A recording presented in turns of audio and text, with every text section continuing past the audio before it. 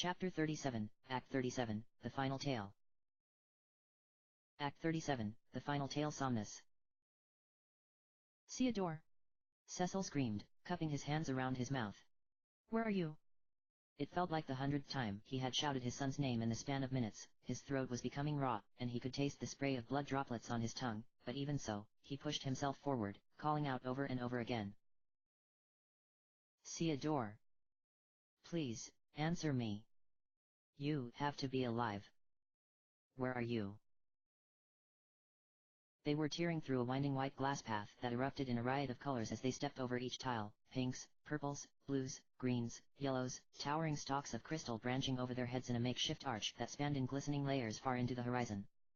The surrounding sky was pitch black, same as the crystal graveyard, but Cecil could see satellites of light glimmering tantalizingly in the distance, and the path lights at their feet were bright enough to keep themselves from tumbling over a ledge. Edge had sprinted ahead, climbing up the crystal arches and running above the others so that he could get an aerial view of their surroundings. With a final leap, he soared back to the ground, tumbling to a stop near a transparent glass staircase that stretched to the heavens. At the foot of the stairs, and on a few of the ascending steps, he spotted specks of blood, still glossy and wet. Over here!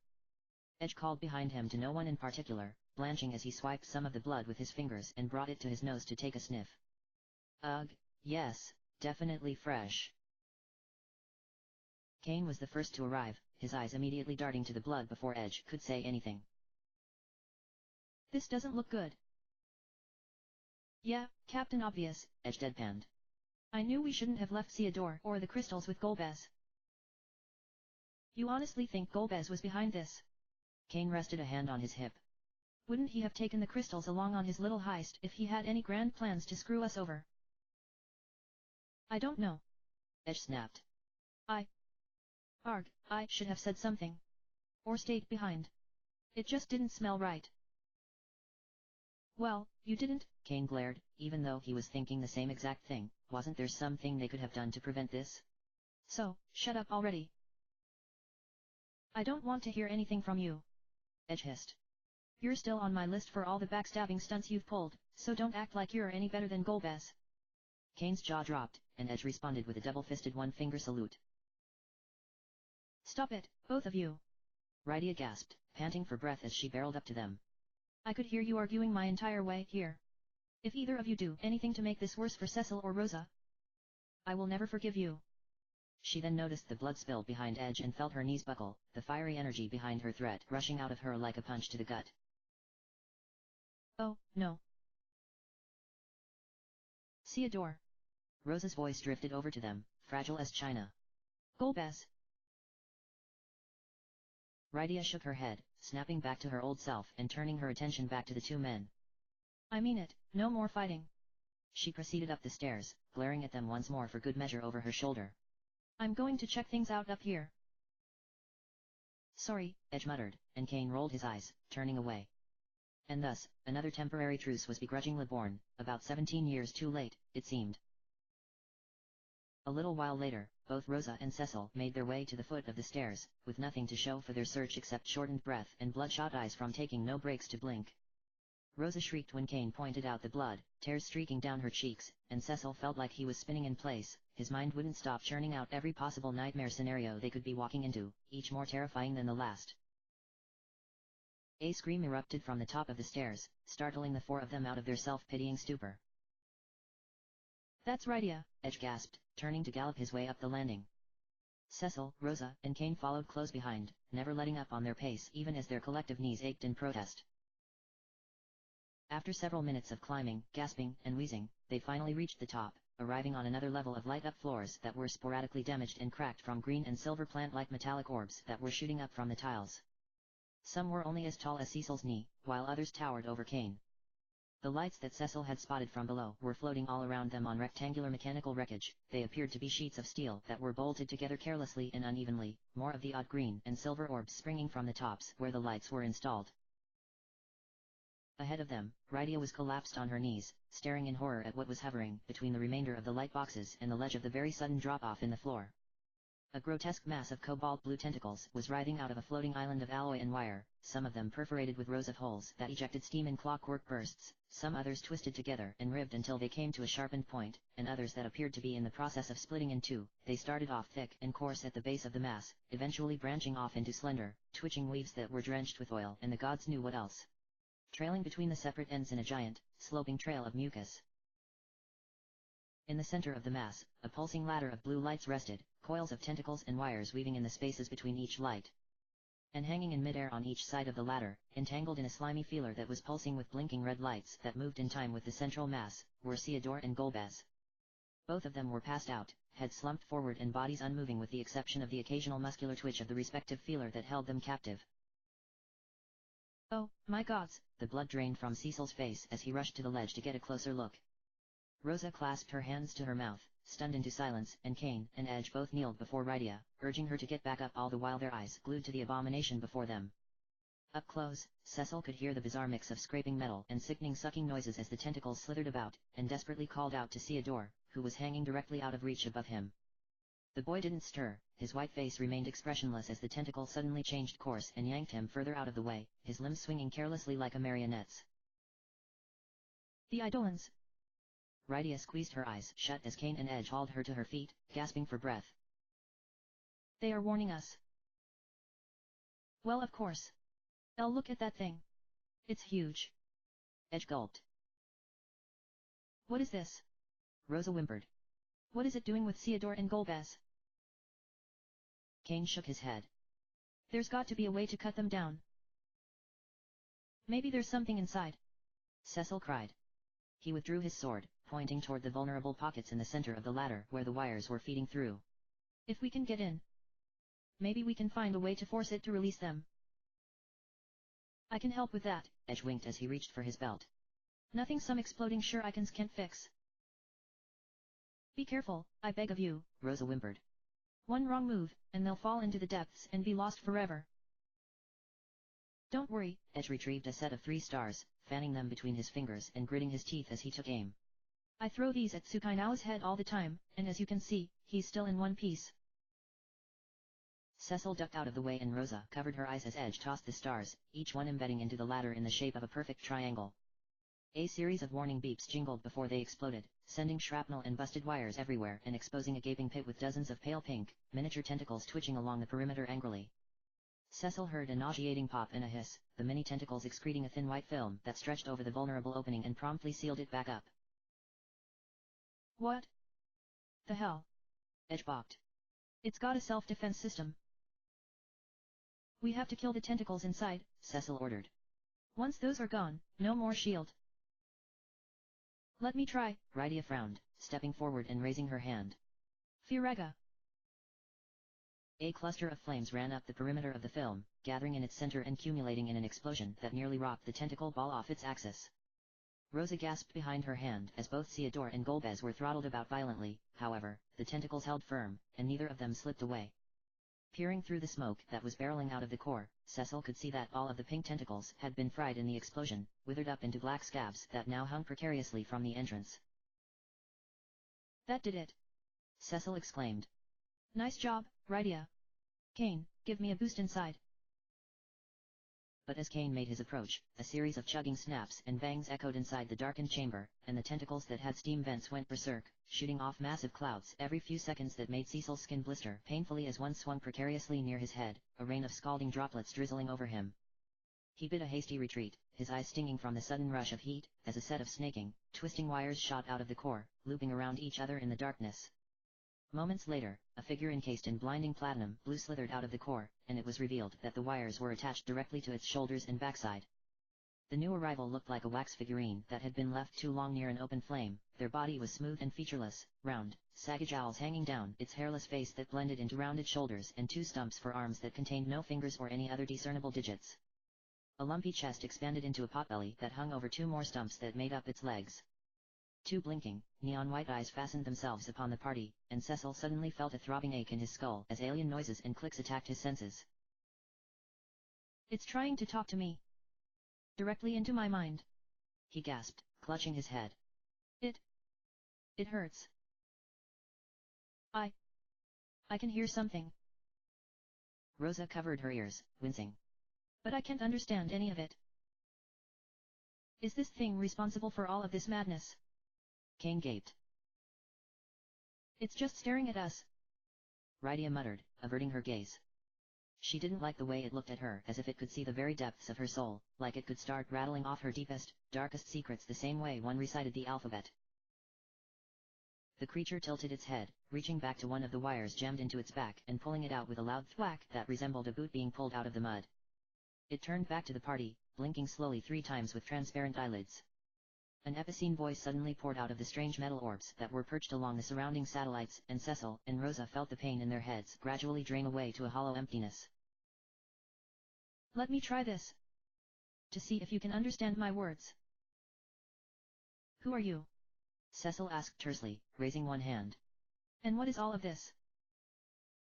The creature's eyes flicked back and forth, first glancing at Theodore, and then Golbez, the voice rising out of the speakers once more. I am the Keeper of the Crystals, and this moon is my home. Keeper of the Crystals. Rosa blinked. As in the 8 crystals on the blue planet and those of the red moon. The creature nodded. Precisely so. You seem to see the crystals as embodiments of wisdom, but that is not their sole function. Certainly, the crystals have granted you the tools you needed to grow and advance as a civilization. But they are so much more than something as simple as that. Their true purpose is to record and store everything within. The process and final result of every evolution that ever takes place on your planet. Cecil could have been knocked over by a stiff breeze as he stared at the creature in disbelief. It's saying that the crystals, relics that men have died for and waged war for centuries, relics that humans and Lunarians alike have strived to worship and protect for all this time, are nothing more than recording devices? Glorified planetary nannies? This is insane. Edge was thinking along the same lines as Cecil. Every evolution? Of what, exactly? How can crystals record data? Evolution as it pertains to every living creature, it explained patiently. Plants, animals, humans, even the planet itself, the crystals do not discriminate. They record data the same way you or I might, observation of repeatable patterns and deviations. For example, it was from the crystals that I learned about the unusual chemical reaction that occurs within this subject. The tentacle that clung to Theodore jiggled garishly, causing everyone on the platform except for the strange creature to wince. Here we have a human male with an inconsequential fraction of Lunarian blood that can temporarily recode his own DNA to increase vitality, absolutely fascinating. I was getting anxious for your arrival and instead set a lure for him to come to me. It was simple to execute, for I also learned from the crystals that his Lunarian blood was susceptible to psychic impulses and replicated them to achieve my desired result. We just call that mind control on our planet, Kane said dryly. That's an acceptable interpretation. As for the half-breed, it nodded toward Golbez. I wasn't expecting him to come along as well, but it would seem he wouldn't let the boy out of his sights. I made do. Cecil drew a tempered breath, though the rage that was boiling in his chest was as powerful as a furnace. You speak of them as if they're soulless objects. They're not science experiments, they're our friends and our family, they're human beings. I demand that you let them go. Yeah, what is it you're after? Edge huffed. What do our crystals contain that is so special that you had to go and stir up all this trouble? Would you understand if I told you that I am in the midst of an experiment involving the future evolution of life? That was the reason why I created the crystals in the first place. The crystals I sent to your planet are no exception, there is, in fact, nothing special about them at all. But now, the time has come to harvest them, as I have harvested many others across the galaxy. You might have noticed them in the previous chamber. I had sent a force of Maenads to your planet and to the Red Moon to handle the duty. You mean those girls? Rydia clenched her fist. They were just doing your dirty work this entire time. The Maenads are my latest experiment, built from the data stored within my countless number of crystals. You should know this is not the first time they have visited the Blue Planet. It was many years ago that a prototype first made contact. The experiment was ultimately declared a failure, but she was still able to retrieve valuable data for me about your crystals, and Eidolons. Eidolons, I realized, would be the key to the most efficient crystal extraction when it was time for the harvest. But it took me nearly 16 years to perfect the current Maenads based off that incomplete data. 16 years ago. Edge growled. I knew it, so Rydia's doppelganger was one of your minions way back then. That was why she never actually stole the crystals, she was just gathering data about eidolons so you could learn how to manipulate them for yourself. And that's why these girls look like her, too, you modeled them after the only summoner in the world powerful enough to call all the eidolons you wanted, because that's the legacy that was recorded in the crystals. An acceptable summary of my efforts, yes. And that's why it felt the past has been repeating itself these past few days, Kane frowned. The Maenads were using our own planet's history against us to exploit our weaknesses and to best retrieve the crystals. That's how they knew to manipulate Baron. And our past enemies born from the crystals. Rosa trailed off, clasping her hand to her mouth as the horror gradually dawned upon her. You revived them using data from the crystals. You dragged their very souls from the dead to occupy reanimated corpses. Cecil closed the distance between himself and the keeper of the crystals, his heart sinking deeper into his stomach with each step as he found himself struggling to process all that was being laid out before them. At long last, the puzzle pieces were falling into place, but everything they were being told, he couldn't have imagined in even his darkest of nightmares. Has every little thing I've known about life on our planet and our relationship with the crystals been a deception? My father. He believed in the future of this planet and its people. Believed in the light of the crystals. Believed that one day, that light would be what saved the Lunarians and would bring us together as one. Was that really all a lie? The crystals he held so much faith in. The light he gifted me to protect our world. It was all just part of a madman's experiment? Did it really not mean anything at all? He stared up at the creature's opaque eyes, jaw clenched. If I'm understanding all of this, it means you've gotten everything you wanted, the crystals and all the information contained within for your experiments. If that's the case, why is this moon set to collide with our planet? A shockingly human sigh drifted over the speakers that had just the slightest tinge of emotion attached. Regret? I am sorry to say this, but your time is over. I fear that you have not achieved enough on this planet to satisfy my needs. You see, I cannot allow the universe to be overrun by inferior species that fail to evolve to their fullest potential. Even these two beings, advanced as they may be, are inferior to other creatures I have studied the universe over. The writhing ball of tentacles, without ceremony, suddenly released Golbez and Theodore, flinging them precariously over the ledge onto the floating platform with a hollow thump as their unconscious bodies bounced against the glass tiles. Hence, the reason why this moon has not stopped. What? Cecil gasped, feeling as if all of the oxygen had been sucked out of the room. Alarm bells were clanging in his ears, his vision flickering in and out with each labored beat of his heart. You can't be serious. You monster. Edge roared. You're going to purposefully murder everyone on our planet just because we failed to evolve the way you wanted us to? You put us through hell and back, and you're still just going to wipe us out like it's nothing. Please, wait. Rosa gasped, running to Theodore and pulling his still body against her chest. There has to be another way. Why do innocent people have to die? The creature shook its head, holding up one stumpy arm as if to silence them. You are all a part of the process. The output of the evolutionary plan conceived by the crystals I created. In other words, this is all my work. Your lives, the crystals, the Maenads, and this new moon. This is why I am called the Creator. No. Rydia shrieked, tossing her hand in the air as she began to glow with a shimmering yellow aura that rippled throughout the chamber like a star. I won't let you use up the ones I love and toss us away like yesterday's trash. She closed her eyes, a spiral of wind whipping her hair into a frenzy as she tossed her head back and screamed into the heavens. Bahamut. I have need of your aid. Rydia. Wait. Cecil shielded his face with his arms as the storm that had surrounded the summoner burst forth, the stinging gales nearly tossing him over the ledge. We need the Creator to stop this moon. His pleas went unheeded, dying in the wind. The gargantuan black dragon made his triumphant return, soaring over the tentacle pod and releasing an ear-shattering screech as he swooped over to Rydia's side. He bent his neck down, his wings stalled midair as she climbed on top of him and shimmied down his shoulders, pointing toward the direction of the Creator. This is the one that did all of this to us, Bahamut, finish him. The Creator stared up at Bahamut with dulled eyes as the dragon rose in the air, preparing his mega flare spell. Cecil stumbled away from the Creator just as a pair of tentacles stretched out from the pod, snatching at the air where he had only been standing seconds before and expelling a shower of the same sticky white film that had previously protected the core. He ran to Rosa and Theodore, sliding to his knees and raising his shield to give cover. Edge and Kane shot each other a look before following suit with Golbez, heaving the sorcerer over their shoulders and dragging him away from Bahamut's crosshairs.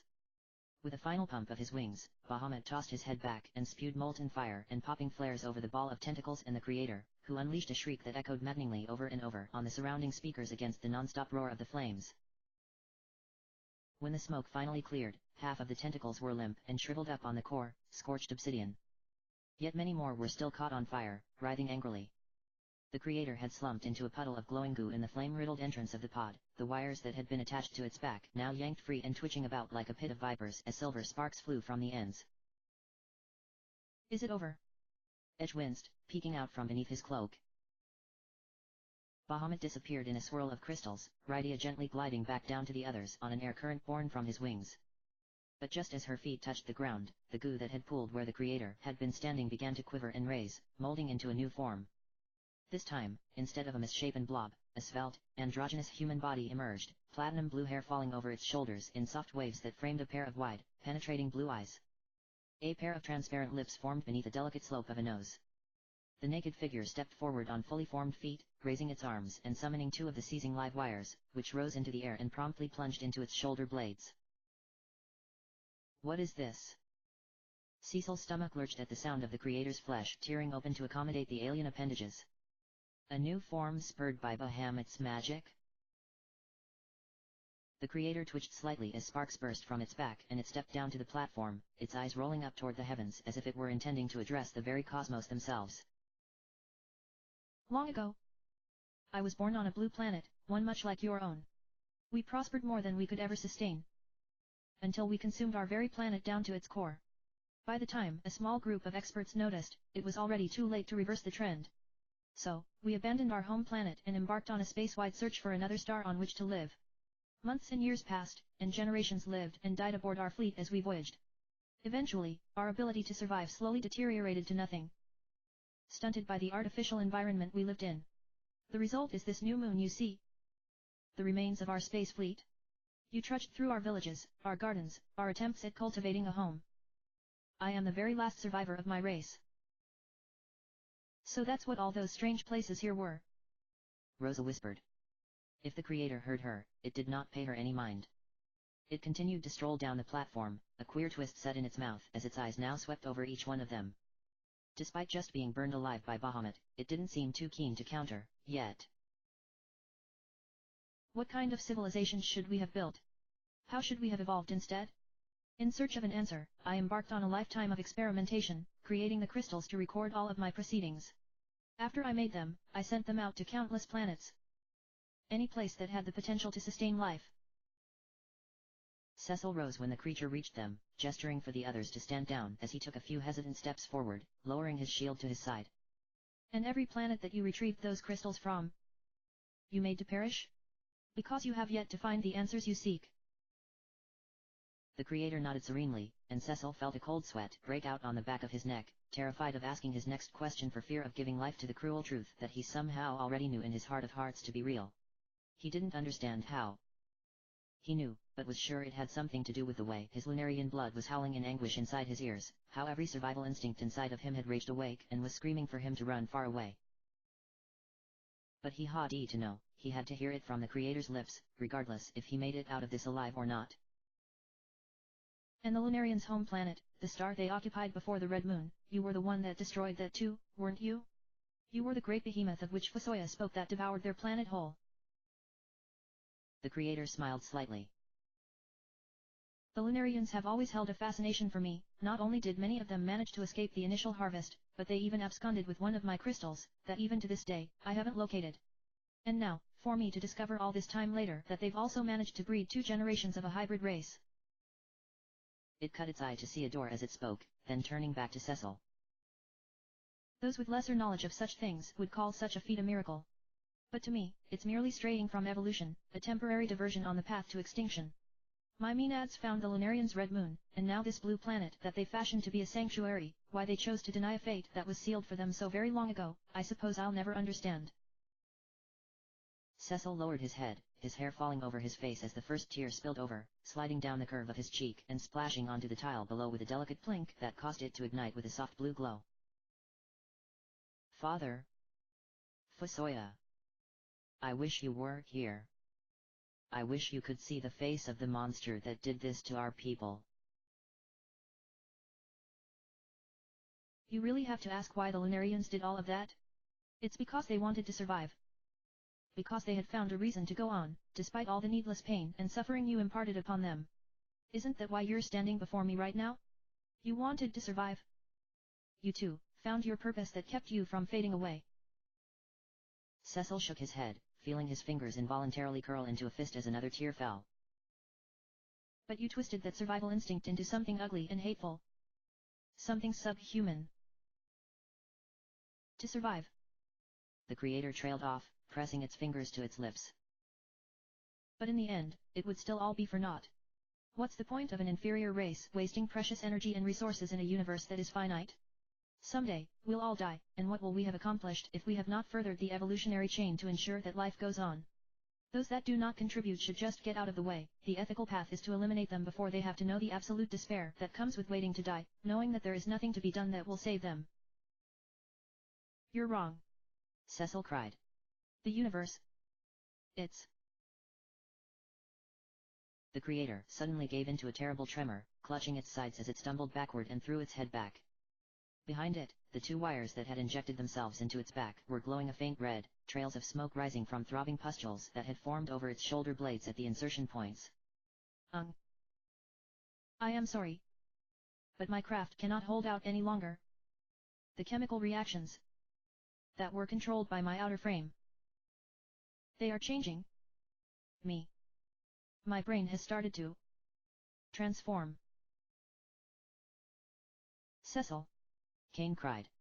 Look out. Cecil looked up just in time to see the Creator lunging for him with wild crimson eyes, his right arm mutated into a slender cutlass that was aimed directly for his chest. The screech of steel colliding burst in the air, and Kane appeared before him, gritting his teeth as he blocked the Creator's blade with his lance and shoved it away, slamming his foot into its stomach and sending him flying across the floor. The two wires snapped out of the Creator's back, pus-streaked blood oozing out of them as they limply flailed about. Kane. Cecil gasped. Thank you. Thank me later. Here it comes. The Creator had recovered from Kane's attack, and was now running toward them with blinding speed, its other arm seizing and throbbing with a sickening cracking noise as it molded itself into a second cutlass. Cecil withdrew his blade, he and Kane nodding to each other before dashing off in opposite directions. The Creator decided to go after Cecil first, which was exactly what the two of them had been hoping would happen. Ha! Cecil grunted, spinning around to meet the Creator's dual blades and countering with a blow to its shoulder. A gelatinous slice of skin flapped open as Cecil pulled back, a milky fluid spouting out over the wound as thread-like weavings danced over the Creator's skin, stitching it back up before Cecil's eyes. It can regenerate using the same film that was protecting the pod. Good to know. As they darted over the length of the platform, exchanging blows, Rosa buffed Cecil with spells as quickly as she could rattle them off, haste to make him fly like the wind, blink to bless him with the agility to dance between the Creator's dual blades, and protect for extra insurance against any lucky hits the Creator landed. As Cecil parried a reckless thrust to his abdomen, he made another mental note of the Creator's fighting style, novice, reactionary, but still extremely dangerous. The Creator has obviously never been in a fight in its life. Its technique is too erratic, it's trying to combine too many combat strategies that play against each other. Everything it has learned is from the crystal's data. It's running on autopilot. But I can see the mania hemorrhaging from its gaze and feel its desperation in every strike. It's furious. Terrified. Grief-stricken. Why isn't Cecil trying to advance? Rydia gasped, noticing that Cecil was being edged closer and closer to the stairs, a trip down which would surely break his neck if he wasn't thrown over the platform's ledge first. Edge waggled his finger. Dueling 101, my dear. He's drawing the Creator out of its shell, forcing it to reveal its technique. For what purpose? For him. Edge nodded toward the demolished pod, the top of which where Cain was quietly posed, observing the duel from afar. He slowly lifted his lance, cupping his fingers over the spike until it lit up with a lustrous indigo glow. Across the battlefield, Cecil lifted his gaze, the creator noticing the reflection of the lance's radiance in Cecil's pupils a moment too late. Cecil thrust forward, feinting an attack on the creator's chest. As the creator drew his twin blades in a cross to deflect, Cecil suddenly dropped his sword lower, dodge rolling to the right as he struck the creator in the ribs instead. As the creator shrieked and dove forward after Cecil's vulnerable back, Cain launched himself from the pod, swinging his lance down and plunging it into the creator's wide-open chest from above. A burst of opalescent blood spurted from the gaping wound as Cain withdrew his weapon and pivoted on his heel, following up with a roundhouse kick to the creator's head. It went stumbling backward over the ledge, its mutated arms transforming back into human-esque digits as its eyes desperately searched Cecil's. Tell me. How were we supposed to live? Cecil collapsed on his rear, saying nothing as the creator fell away, a piercing scream rising from the depths that made his heart seize in his chest as it reverberated over and over in the echo chamber created by the floating speakers. Hello. Silently, Cain extended his hand to Cecil, who grabbed hold and hauled himself off of the floor, nodding his thanks. Behind them, Rydia was shaking her head, happy tears streaming down her cheeks as Edge did a backflip and pumped his fist in the air. Well done. That was so awesome, I didn't even mind not being invited to the party. Thank goodness. Rosa trailed off, forcing a small smile as she cradled Theodore in her arms and pressed her lips to his forehead. Will you wake up now, my darling? It's safe again. Theodore. Golbez. Cecil sheathed his sword, pulling away from Cain and racing to his family's side. Edge had dragged Golbez's body nearer to Rosa so that she could heal him along with Theodore, but neither of them had yet to regain consciousness. Cecil kneeled down, pushing Theodore's hair away from his clenched eyes and shaking his head in dismay. What if that monster robbed them of their light? Just like the Maenad did to me. Is that why they won't respond? Let's search what's left of that thing's base and see if we can find anything to help us, Cain said quickly, coming up from the rear. It doesn't look like Bahamut totally wrecked it. I'm sorry. Rydia gulped.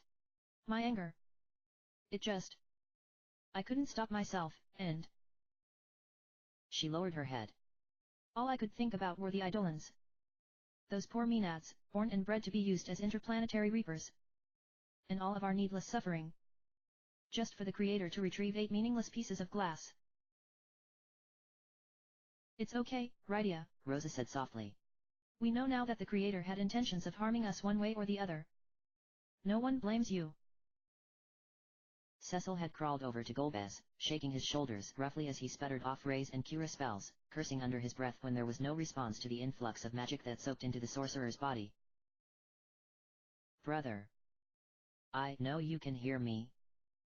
Please. You have to wake up. For you to have followed Theodore into such danger? How will I ever forgive myself if I lose you like this?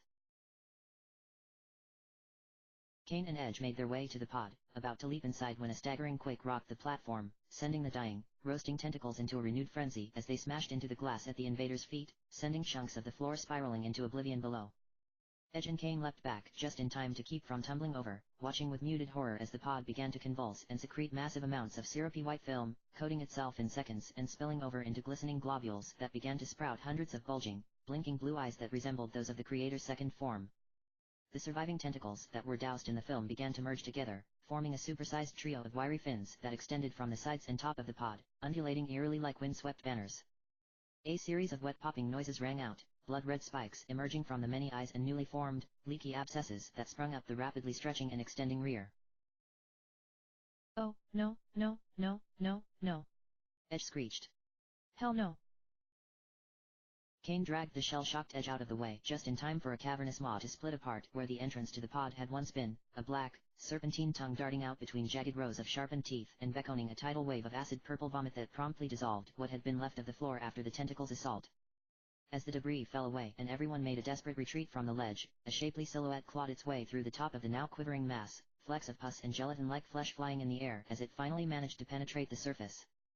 The figure had the appearance of a woman carved in marble, curved hips melting into the hardening film of the mutation's skull, and bell-shaped breasts concealed by snippets of yellow gossamer arched toward the sky.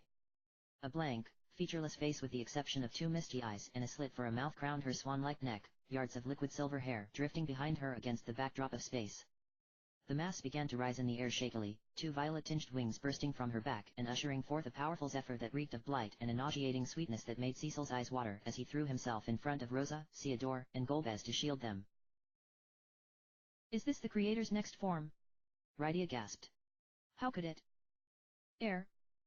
She have possibly survived that fall? She's evolving. Kane screamed over the increasing winds. The wires in the pod were sustaining her, the body we slayed was just a mobile extension of this shell. She'll just keep mutating and mutating until... The creator's tongue rolled back out of her mouth, her army of eyes blinking in unison as her jaw began to unhinge with a sickening crack, the windstorm reversing course and suddenly sucking toward the gaping emptiness that was growing by the second, expanding outward like a black hole devouring a star. It's going to swallow us. Ed shouted, his cloak whipping dangerously around his neck as he turned toward the others. We have to run.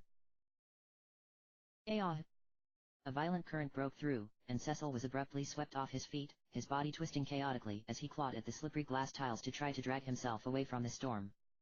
Rosa immediately lunged forward, grabbing his hands in hers as she lowered her head and screamed into her chest. Cecil! Don't let go of me!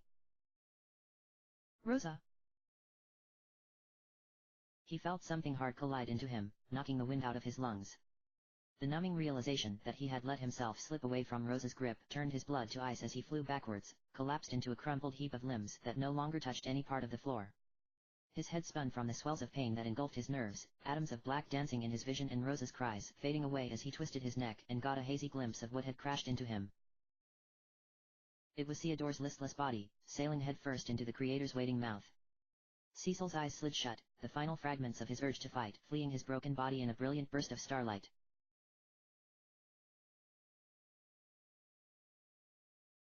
Baron Castle.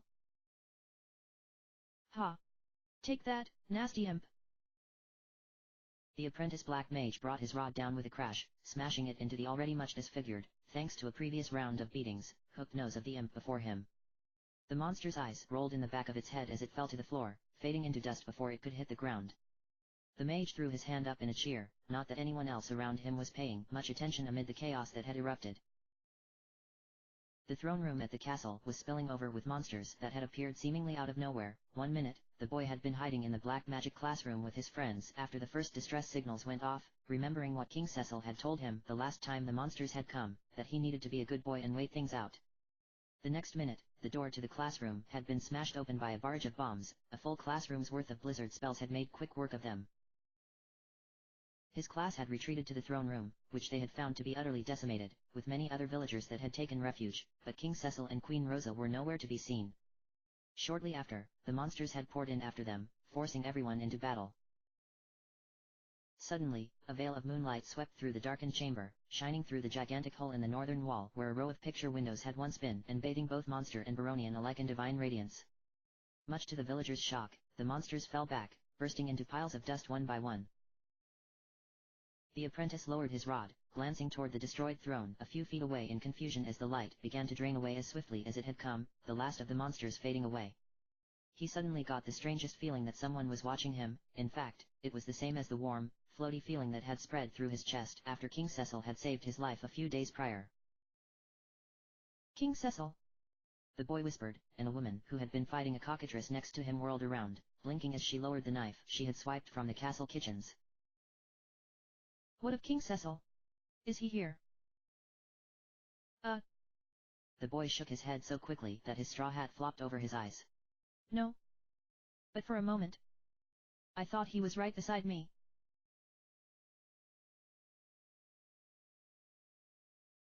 Barren Village. Joanna Farrell was sitting alone at her dining room table, slowly stirring the same cup of tea she had been staring at for the past 2 hours that had gone long cold. When she had heard the few guards that seemed to be left in town screaming outside for everyone to take shelter, she didn't bother her usual poking around to get the scoop about what was really going on, a privilege she could usually invoke with minimal grumbling from the soldiers as the mother of the queen. She simply rose from the easy chair she had been sitting in, blowing out her oil lamp and shuttering her windows before slipping into the kitchen. That was where her favorite portrait of her one and only daughter hung, the one she had to beg and plead Rosa to cooperate for when all she had wanted to do that day was go off on some cockamamie adventure with Cecil. She already knew Rosa was long gone and that there was no point in seeking her out, call it a mother's intuition. When Theodore had been dodgy about her inquiries when he had suddenly made his way to town and just as suddenly had left, that had solidified her suspicion that something much more menacing than just Cecil going off the deep end, those rumors she had been sure to dig into, was going on. A glistening light suddenly danced in her darkened tea, causing her to stir out her self-induced stupor and spin around in her chair. She realized she had forgotten to shutter the kitchen window too and was greeted by a beautiful spill of moonlight that had filled her backyard and trailed into the kitchen, highlighting the golden hues of Rosa's hair in her portrait hanging across from her. Joanna stood up, pressing her palms to the windowsill as she gazed outside. The skies were still pitch black. She had lost track long ago if it was day or night, anymore, once the sun had been blocked out by that abominable twin moon, and she had realized the entirety of her family had disappeared. She didn't much care what time it was anymore. She squinted, tilted her head in unnatural angles, and even dared to slide the window open just a bit to stick her head outside, and yet, she still could not find the source of the light. The twin moon had faded to the ominous color of a bruise that nearly blended in with the sky, and their other moon had completely disappeared. It had begun its cycle anew after the full moon from a few nights prior. Mother. Joanna shivered, quickly slamming the window shut as she spun around. Was she hearing things? Alas, the kitchen was still empty save for herself, and the pocket of moonlight had disappeared, drenching her in the familiar darkness once again. As she lifted her eyes back to the portrait, she felt her heart leap into her throat. Rosa's hair continued to shine as if the moonlight were still upon it. A knowing smile set upon her bow-shaped lips as she gazed at something with a mixture of sadness and lovingness that seemed to be out of the frame, something just beyond her reach. Rosa.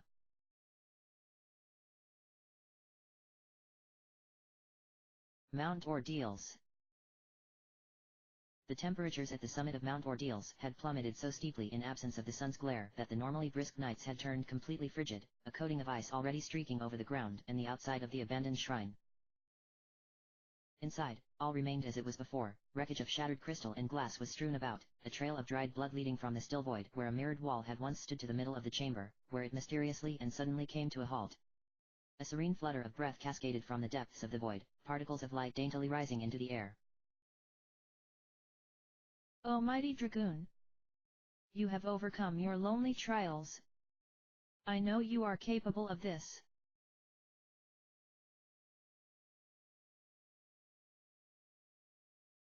Mist. The Elder of Mist was paused next to the pond that marked the resting place of the motherly summoner, watching with pursed lips as a palpitating red and orange glow stained the skies of the southern horizon of the misty valley. Barren is burning, he thought to himself soberly. It won't be long until they fall. And then Mist will be next. The young girl he had escorted to the pond to fetch a bucket of clean water was dallying. He knew it was torture for everyone, especially the children, to be locked up all day and night. But far too many monsters had been spotted wandering the village that had somehow managed to make their way over from across the valley, and the random explosions of meteorites streaking the skies meant that Mist might be assaulted again at any moment. It was too dangerous for anyone to be alone, so an emergency buddy system had been conceived that required anyone leaving the house they had designated as their headquarters to always go with a partner. Releasing a shaky sigh, the elder crossed his arms, trying to capture as much warmth against his chest as he could manage with this awful chill that had fallen over the planet. As ghastly the scenery was before him, he couldn't bring himself to tear his gaze away. What is it? He finally asked of the girl without turning to look at her. Is there a hole in that bucket or are you just fooling around? You know it's dangerous to be outside like this. It's Rydia, the girl replied nonchalantly, and the elder spun around, his eyebrows knit in confusion. The child was kneeling at the pebble-covered shore, the bucket next to her filled with clear blue water. The elder followed the girl's gaze toward the pond's center, where concentric ripples had been quietly drifting from a lone, red-streaked hyacinth blossom that had gotten separated from the rest of the plants in the garden behind it that framed Adeline's grave. You can sense Rydia? The elder asked quietly, and the girl nodded, folding her hands together. She's very frightened. Homesick, too, I think. The elder sank to his knees next to the girl, placing his hand over hers.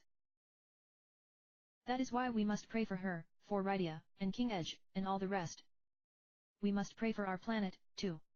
The Eidolons will protect Rydia, whenever she may be, and we will protect her hard from afar. The little girl bit her lip, her fingers clenching beneath the old man's grip. She's in a place where even the Eidolons can't reach her.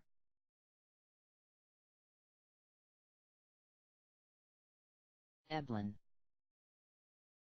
We can't let them defeat us. Seneschal cried, swinging his bloodied katana wildly from atop Edge's throne.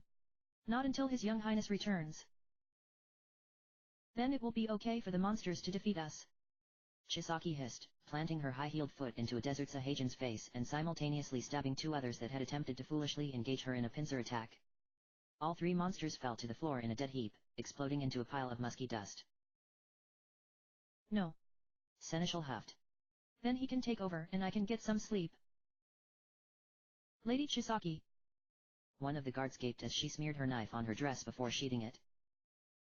Have you ever considered re-enlisting for combat? You're incredible. Of course she is.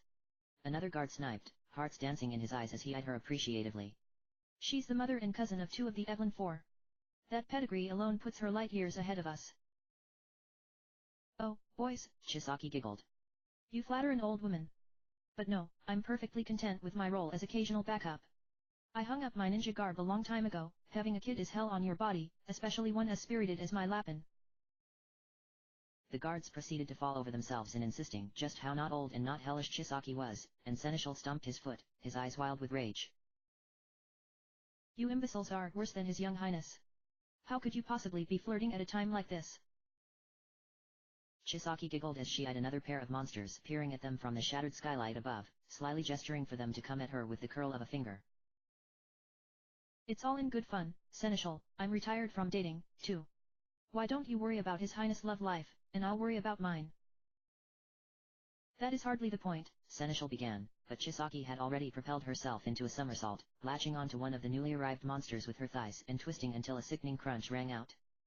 The Seneschal frowned as the monster collapsed beneath Chisaki's weight and shook his head, muttering to himself. Young Highness. Please come home soon. Whoa. One of guards cried, pointing toward the skylight. Look out. An entire herd of monsters had crowded above them, clawing at each other in a race to shimmy down into the throne room. Seneschal gritted his teeth, mentally calculating how much time it might take to send one of the guards searching for backup and how long they would last with one less man. Suddenly, the monsters began to howl in agony, each one of them exploding into dust that rained upon the throne room in a curtain of black. Thank the gods, backup has arrived. One of the guards exclaimed. And they're kicking some serious arse. Seneschal cringed, cataloging yet another mental entry on his things to lecture Edge about list using foul language in front of the cadets. But as the monsters cleared away, exposing what should have been their savior in the collapsing window frame, Seneschal could make nothing out. He caught only the slightest ray of silvery moonlight dancing over the precariously dangling shards of glass, and when he blinked to sweep away some of the dust that had blown into his eyes, it was gone. What on?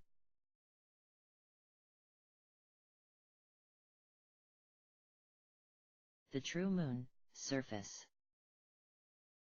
Sid, come here. You've gotta see this. Sid came lumbering in from the commons area back to the bridge, where Luca was paused over a panel with its cover torn off, a wrench in hand that she had used to pry it away. Her stare, however, was not focused on the work in front of her, a mess of fried and melted circuitry. Sid was about to ask her what the problem was when he caught it out of the corner of his eye, something glowing powerfully on the floor a few feet away, a spill of gold radiating against the well-worn grates. What is that? Sid blinked, and a voice behind him piped up. The shattered crystal of flight, you old coot.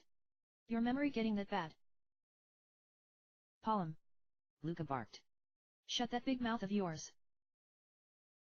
Geez, sorry. Palm lifted his hands, backing away as Sid turned to glare at him.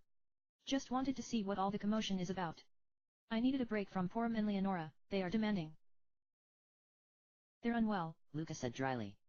And I seem to remember you about to burst into tears when you carried Leonora to her room, telling her you would do anything she wanted.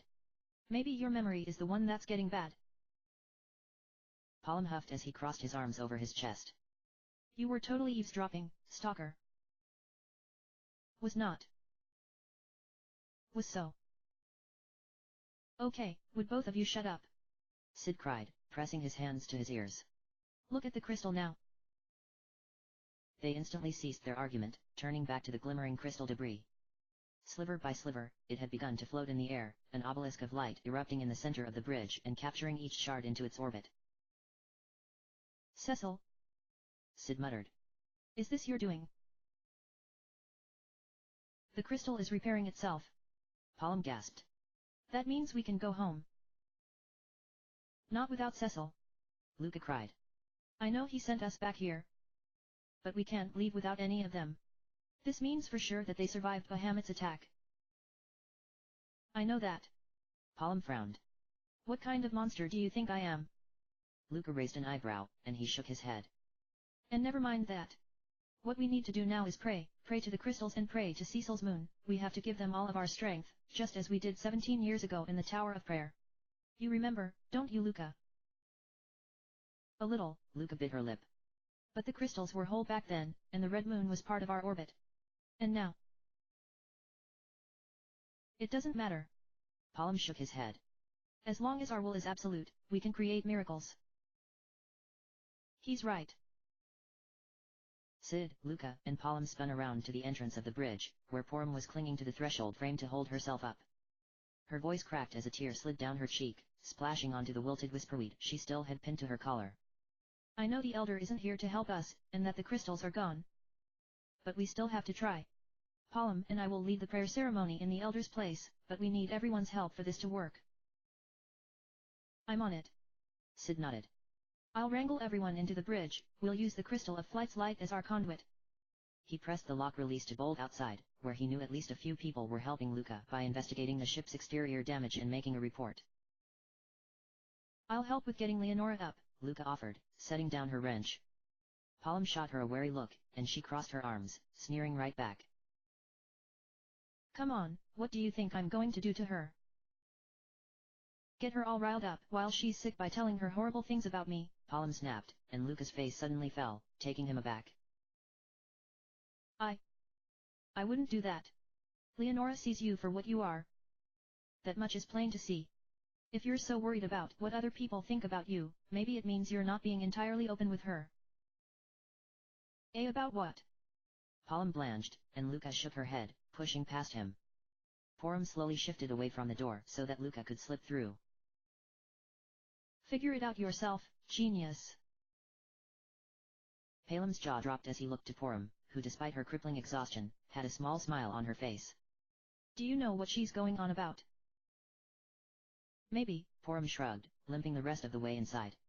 But we've got slightly more important issues than your emotional immaturity to deal with right now.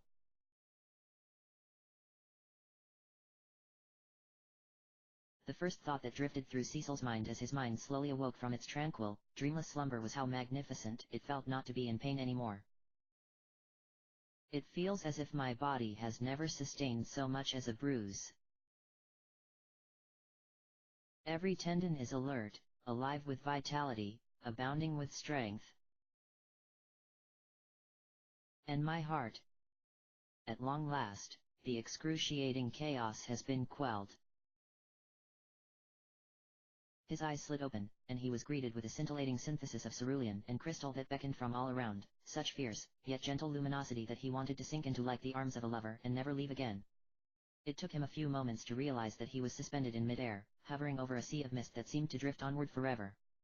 Gingerly lowering his foot, he saw that his skin was bare and whole, no evidence of swelling from so much walking and running, and the scars on his legs he had acquired from years of battle, and some youthful foolishness, had faded away, leaving only the downy spray of silver-white hair that trailed up the indented curve of his calves and the length of his thighs. He observed the same for his stomach and chest, and held his hands in front of him, now free of his gauntlets, flexing his digits and marveling at the fluid way they moved through the air, no more knuckles cracking, jammed joints throbbing, or broken fingernails slicing open his skin. Unconsciously, his hand drifted to his left earlobe, and he felt the corners of his mouth lift as his fingertip pressed into the nub of scar tissue positioned next to his ill-advised childhood piercing. When his feet hit the mist, he did not plunge within, something invisible was holding him aloft, like a float spell. But when he glanced over his shoulder to confirm the magic's presence, he didn't see familiar flash of the transparent wings. He closed his eyes, taking a deep breath and relishing in the rush of clear, sweet air that unfolded in his chest, filling him with another surge of divine energy. I've never felt this alive in my life. So, could it be that I'm actually... He let that last thought evaporate from his consciousness as he walked forward, noticing that his heart began to pound faster as he made his approach to the north, where a particularly dazzling prism of light was glinting at him welcomingly. As he got closer, he saw a figure with sun-kissed hair spilled across the mist, floating on its surface with diamond beads of water droplets that dotted the apples of her cheeks, the valley between her breasts, and the half-moon of her abdomen, a flower greeting the dawn drenched in morning dew. Rosa, his heart beamed. Thank the gods. He kneeled down beside her, pulling her into his arms and pressing his lips to her forehead. He felt her mouth move against him and the tickle of her eyelashes brushing against his jaw as she opened her eyes. As soon as she realized who it was, she sank into him willingly, digging her fingernails into his shoulder blades and whispering his name. He pulled back, sliding a lock of her hair behind her ear and letting his senses drink in every last inch of her. Are you all right? She nodded, sitting back slightly to take in more of their surroundings. He could see halcyon light that had flooded her eyes slowly fade to confusion in the gleam of her enlarged pupils. Cecil? Where are we? I'm not sure. I just woke up like this, I didn't really think about where I was setting off to, I just let my body carry me and eventually found you. Right, she murmured, lowering her gaze in thought. The last thing I remember is the Creator. She tore you and Theodore away from me, and... AHHH. Cecil winced as the memory branded itself back onto his mind, his heart twisting in his chest as he recalled the utter despair that had overtaken him as he had watched Theodore sink into oblivion. The agonized screams of the others rang in his ears, and he clutched his hands to his head, unleashing a strangled cry. My son. My one and only child. He's... And the others? Cain, Rydia, Edge, Golbez. Are they gone too? How? How could I have forgotten? Cecil. Rosa yanked away his hands, grasping his wrists as she pressed her forehead to his. Please. I need you with me. Don't leave me again, no matter how much it hurts to remember. I'm sorry, Cecil rasped, shaking his head. I'm sorry. I know, Rosa sighed, reluctantly releasing him. It aches. It aches like nothing I've ever felt before. She pressed her lips together, shivering. If we're here like this, does this mean we failed? Did the Creator kill us? Cecil finished, and she nodded, wincing. He sat back, idly rubbing his wrists where Rosa had taken hold. I had the same thought when I woke up. When I rose, I had this feeling of indescribable peace. My body and my mind were finally at rest. But if we're here, where are the others? Did they manage to escape? They could have. Rosa lowered her head. Although I don't see how. Cecil. I'm just so scared. What are we supposed to do now if we can't go home? Where are our friends? Her eyes began to water, her tears reflecting the crystal that surrounded them and transforming her eyes into depthless prisms that he thought he could lose himself in forever. As he felt himself falling into her stare, another memory slowly made its way back to the surface of his mind. The Creator. She said our universe was finite, that everything has to die in order to sustain the one true evolutionary path she is obsessed with finding with the help of the crystals. But the crystals, in a place like this, where life, pain, suffering and even they themselves have ceased to exist, they still shine with resplendent light, using our souls as the catalyst in the absence of all else. I feel that light in my heart when I think about the ones I love, Theodore, Cain, Rydia, Edge, Golbez, and all the others waiting for us back in our world. I see it shining before me in Rosa's eyes, reaching me even in the darkest depths of despair. And even though I didn't remember a thing when I woke up, my body led me right to her. Like it was instinct encoded within my very DNA. The Creator was able to revive our enemies with the crystals, even my past self. Every catastrophe she has brought upon us she did so using only the data she retrieved, even when the souls she revived were unwilling, and even as the crystals lost their light. What if we used the crystals the same way? Don't be scared, Cecil said softly, cupping her face in his hands and gingerly wiping away the first tear to fall. We'll be with them again soon. What? Rosa blinked. I don't understand. I didn't either, until just now. Cecil shook his head. The answer has been in front of us this entire time, and it was all the Creator's doing. She stared up at him, biting her lip. I am going to need more of an explanation than that. I'm getting to it. Cecil smiled slightly. The crystals were created to record evolution. They've borne witness to every event that has ever occurred on our planet, which was how the Creator was able to repeat history and exploit our weaknesses. Right. Right? Rosa nodded. So, that means they recorded us, too, Cecil said.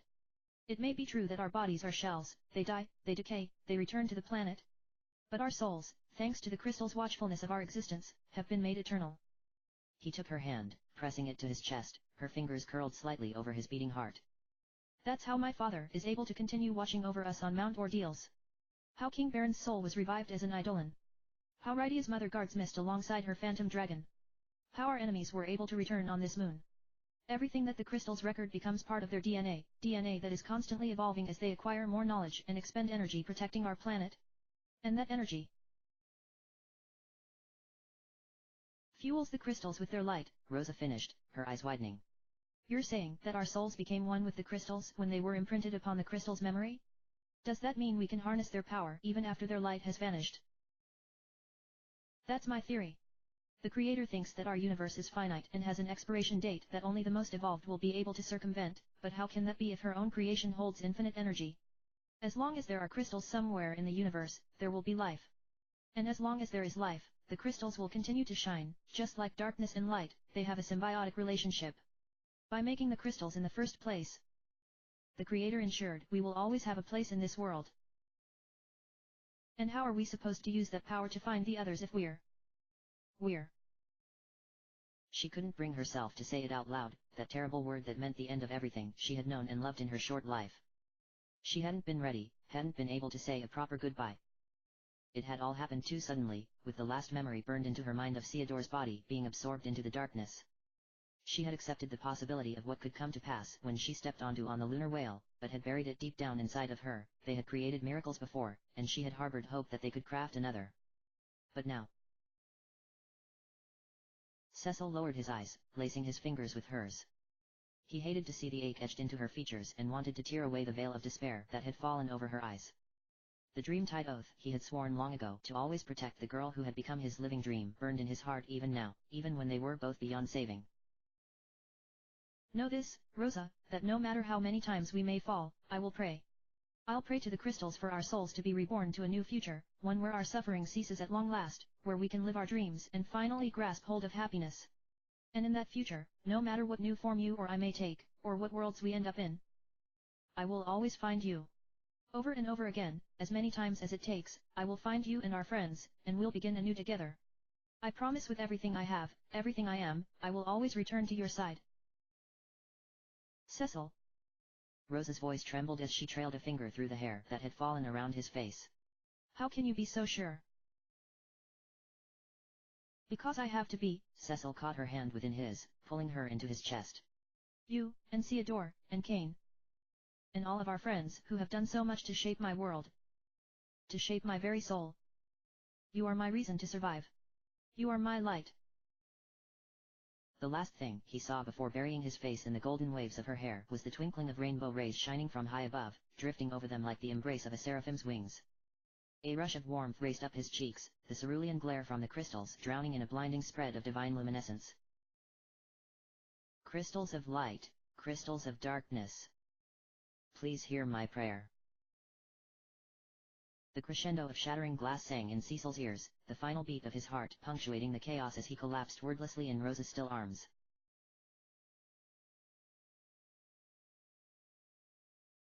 You have to get back up. Please. Stay strong. You promised. You promised we'd all come home, together. You can't leave us now, there's still too much to do. Even now, I can still hear them. I guess they weren't so far away after all. My friends. I know we'll meet again soon. Please wait for me. A small smile crept over Cecil's lips as a maelstrom of catastrophic proportions erupted around him.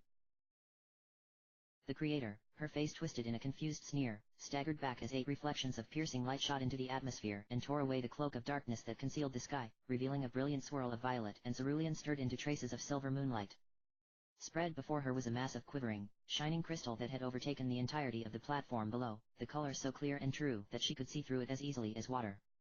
Deep cracks were rapidly spreading over the crystal's face, splintering into countless fractures. Encased within were 5 figures, flash frozen in time, all with the same peaceful looks veiling their faces despite the storm raging abound. The first major chunk of crystal and debris shattered off of the figure in the center, revealing a spill of silver and sparkling amazonite as the shards dissolved into diamond granules. Cecil slightly winced as a gale of wind tore past his ear, sending his body into a fit of shivers that stirred his every fiber. Another nightmare? With great effort, he opened his eyes, his vision a blur of darkness and starlight. He could make out the shadow of a figure standing between him and the creator with one hand extended in the air, the sound of fabric snapping in the wind shooting through him like the crack of a whip.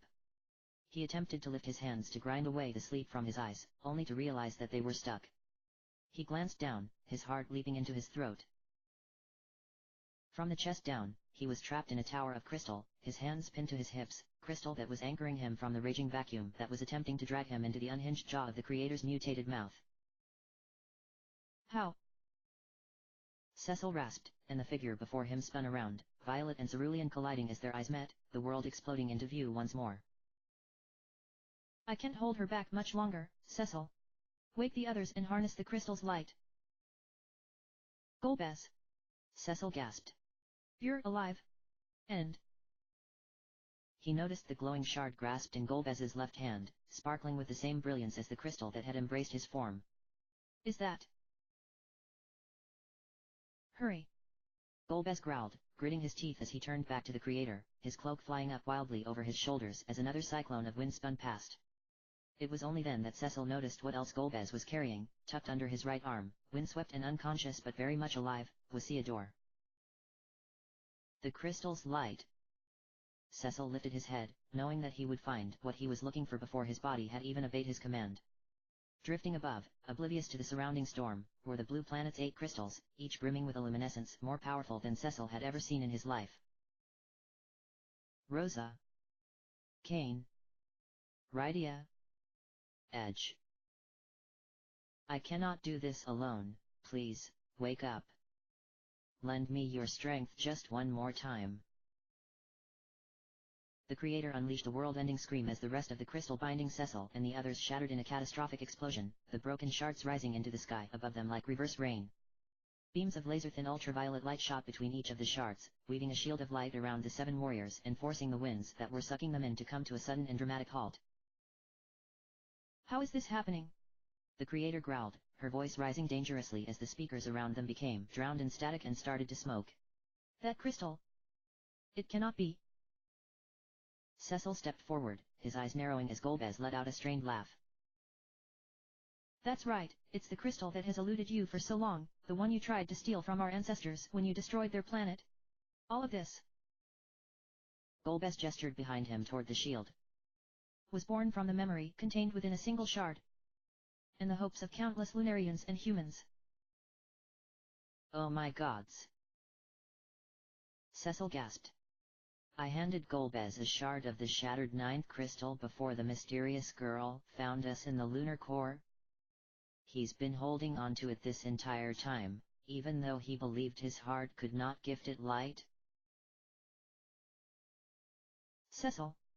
He heard a voice call out from behind and felt a hand slip into his. He turned, his heart hammering as his eyes fell upon Rosa's. Why? You're awake. Thanks to you and your brother, Rosa smiled. I'm not ready to sleep, yet, this for Theodore's future. Our future. The future of everyone on our planet. We will stop this moon. And you? Right where you stand. Cain approached Cecil's opposite side, extending his hand and summoning his lance, which flew into his fingers effortlessly. He turned to Cecil, flashing a teasing smile. Not that any of us could sleep anyway, with all that racket you were making, I could hear your voice calling out to me with every beat of my heart. I guess even crystal isn't soundproof. Cain. Cecil exclaimed. Are you okay? Never better. Cain twirled his lance. Do you really think I would let you and Rosa rush into danger without me? Never, Cecil breathed, and they both lifted their hands, bumping each other's fists. We aren't dead yet, people. Edge laughed, skidding next to them and scratching his head. Crystal dust fluttered out of his hair in a glittering flurry. Although, I have to admit, I thought I was for a while there. I saw some pretty weird stuff while I was stewing in that crystal, including a guy with pointy horns checking a list for my name. You are truly an idiot, Rydia moaned, smacking Edge upside the head as she flanked Cain's other side. I could hear all of our friends. Their prayers, their well wishes. Both for us and for our beloved planet. I might have heard something like that, too. Edge winked, and she responded with a gracious rolling of her eyes. Impossible. The creator screamed, several pustules exploding over her abdomen as they swelled red with her rage. You're too weak. Even when you mix your blood with those of superior beings, you are still not enough to usher this universe to a new era. Why do you insist on ruining everything? Because you are the one that is wrong. Cecil shouted. To you, we may seem weak and disposable, but our lives are tied by the deepest of bonds. Bonds that give us strength and make us more powerful than we could ever hope to be alone.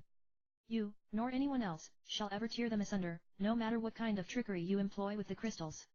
My body will someday die, but the impact of my relationships with my friends and my family will be felt long after I am gone. My soul will always be proof that you failed to render us truly extinct. Bonds. The creator chortled, shaking her head. You think I didn't have bonds with the comrades I watched die? You think I wanted to endlessly wander through space and time for the remainder of my days alone? You think all of the others who perished before you could have beaten evolution if they just loved each other a little more? Your total and flagrant disrespect for my scientific research makes me sick. Everything you are blathering on about is just a fantasy. And you are mere minutes away from colliding with your doomed planet. Striking me down will do nothing to alter your fate. In that case, I'll make it my final act to prove you wrong, Cecil hissed. What you may deem a fantasy is our reality. Ugh. Cecil. Golbez collapsed to his knees with Theodore at his side, the crystal shard bouncing out of his hands and sliding across the tile past the barrier of light. The creator inhaled deeply, the crystal getting sucked into her gullet within seconds, and the barrier shuddered and disappeared with the breathy tinkle of a bell. Darkness fell upon them once more, so deeply penetrating that Cecil couldn't even see his hand in front of his face. The 8 crystals above them had gone dark. The creator is protected by the darkness. Golbez moaned, lowering his head. It must be cleared away. Let the crystals shine upon the darkness. With a final gasp, he slumped to the ground, the last of his strength deserting him as he passed out on top of Theodore. Darkness and light. They hold no consequence to me, and matter not, the creator sneered, hovering closer. Do you forget that I am the crystal's master? The crystals and the Maenads. They will never turn against me, no matter how much you beg. Everyone. Cecil clenched his jaw, blindly grabbing both Rosa and Cain's hands in each of his own. Give yourselves to the crystals, pour everything you have inside of them. We're the only ones left that can fill them with light. I'm here, Cecil. Rydia called, taking Cain's hand. And so are all of my eidolons. You have the whole of Evelyn by your side, Edge added, gingerly taking Rosa's other hand. Instead of ducking away, she squeezed his hand assuredly, pulling him closer. Thank you, my friends. Cecil thought, forcing himself to close his eyes even as the gleam of the creator's bulging, percolating form drifted dangerously closer. I can't be afraid. I can't be distracted. I have to remember.